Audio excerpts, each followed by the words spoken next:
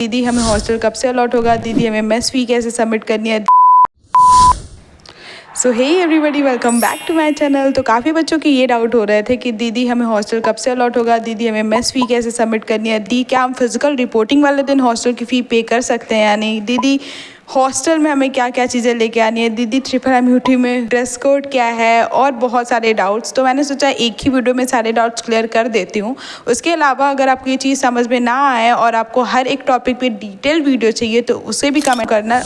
तो time waste ना करते हुए चलो वीडियो को स्टार्ट करते हैं। तो लेट्स गेट स्टार्टेड।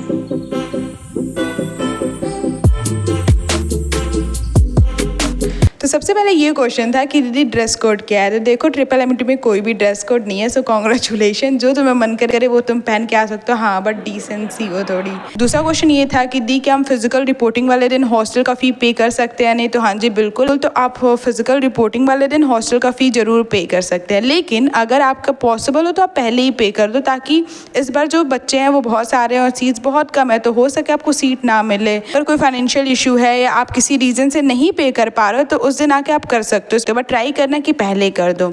उसके बाद काफ़ी बच्चे ये सवाल कर रहे थे कि दी मैंने इतनी अमाउंट में फ़ी पे कर दी है, बाकी का फ़ी कैसे पे करूँ। तो देखो आप यहाँ पर लिस्ट दिख रही होगी, यहाँ पे जितनी कंफर्मेशन फ़ी है आपको उतना एटलीस्ट पे करना है। उसके बाद अगर आप फ़ी हॉस्टल की फ़ी है या जो रिमेनिंग फ़ी है वो आप नहीं पे किए हो तो वो आप यहाँ पे आने के बाद यानी फिजिकल रिपोर्टिंग वाले दिन भी पे कर सकते हो। तो उसमें कोई भी परेशान होने की या पैनिक होने की ज़रूरत नहीं है, लेकिन आपको कंफर्मेशन फ़ी इतनी एटलीस्ट सबमिट करनी होगी।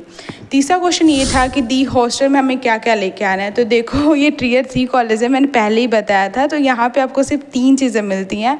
एक बेड मिलेगा बहुत पतला सा, मैं आपको अभी वीडियो के लास्ट में दिखाऊंगी कितने पतले बेड्स होते हैं।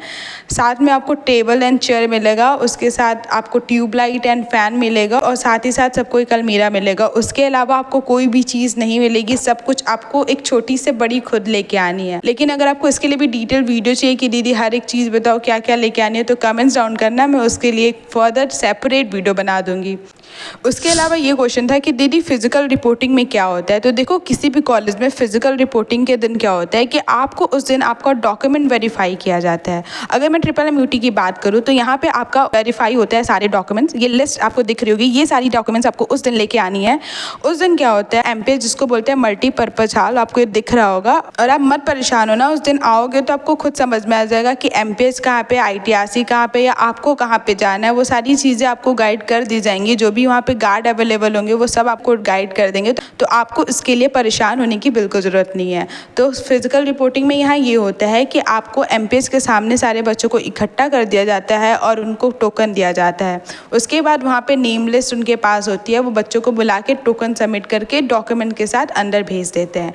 MPH के अंदर क्या होता है, सारे ब्रांच की रोज़ वाइज चेयर्स लगी होती हैं, वहाँ पे बच्चों को बुलाया जाता है, वहाँ पे बैठाते हैं और उनके पास लिस्ट होती है और वो बच्चों को नाम बुला के वहाँ पे डॉक्यूमेंट को वेरीफाई करते हैं। जब उनका डॉक्यूमेंट वेरीफाई हो जाता है उसके बाद उनके पास हॉस्टल लिस्ट होती है, साथ ही साथ वो हॉस्टल भी अलॉट कर देते हैं। जिन बच्चों ने हॉस्टल की फ़ी पे नहीं की होती है वो उस दिन हॉस्टल का फ़ी पे कर देते हैं, जिन्होंने पहले कर दी होती है उनका हॉस्टल अलॉट कर दिया जाता है। और इससे पहले मैंने आपको बताया था हॉस्टल मेस की फ़ी कैसे सबमिट करनी होती है। तो उसके लिए आपको जब हॉस्टल अलॉट हो जाता है, जब आपको रूम दे दिया जाता है, तब आपकी मेस की फ़ी 18,000 रुपये पे करनी होती है। उससे पहले आपको इसके लिए परेशान होने की ज़रूरत बिल्कुल नहीं है। आई होप अभी तक के आपके सारे डाउट्स क्लियर हो गए होंगे। इसके बाद कोई डाउट्स बचे तो प्लीज़ कमेंट डाउन करना, और कोई टिप्स और सजेशन है तो प्लीज़ उसे भी लिखना। बाकी आज की वीडियो के लिए बस इतना ही, मिलते हैं हम अपनी अगली वीडियो में। So welcome to MMUT, thank you.